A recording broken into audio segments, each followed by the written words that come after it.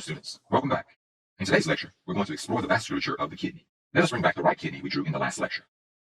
Before getting started, I want you to realize that for most of the vasculature, arteries and corresponding veins are in the same location. For the sake of space and clarity, we will only draw the arteries in this lecture. In the next lecture, when we discuss the nephron, arteries and veins do not always correspond to one another. Consequently, in the next lecture, we will draw the veins as well. As before, our first step will be to remove the top of the capsule, creating a coronal section. Because the ureter, pelvis, and calyces will make the vessels harder to see, we will reduce the opacity of these structures. Our first artery is the major artery of the urinary system. This vessel is the renal artery. The renal artery then splits into smaller arteries, which go to the different pyramids. These vessels are the segmental arteries. The segmental arteries then divide to opposite sides of the pyramids. These are drawn a slightly different color only for clarification. These vessels are the interlobar arteries.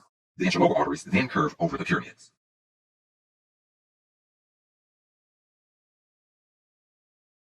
These vessels are the arcuate arteries. Originating from the arcuate arteries are smaller arteries projecting toward the capsule. These vessels are the interlobular arteries. Please don't confuse the interlobular arteries with the interlobar arteries. Projecting laterally from the interlobular arteries are the final arteries before the blood moves to the nephron for filtration. These vessels are the afferent arterioles. The afferent arteriole then enters and convolutes itself within a small capsule to begin the filtration process. The capsule and the convoluted vessels inside are collectively called the renal corpuscle. For the sake of context and orientation with regard to the next lecture, I will place a box around the section covered in the next lecture. Shown in the box here is the section of the kidney we will discuss in the next lecture. Very crudely drawn here is the smallest functional unit of the urinary system. This structure is the nephron. You do not need to remember or learn this structure from this lecture. It is only drawn here as context for the next lecture. Let's now label all the structures we've discussed.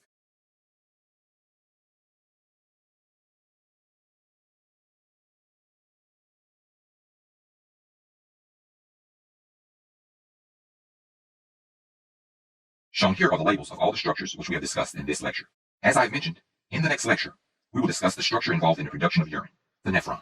So this concludes our lecture on the vasculature of the urinary system. I hope that you've learned a lot.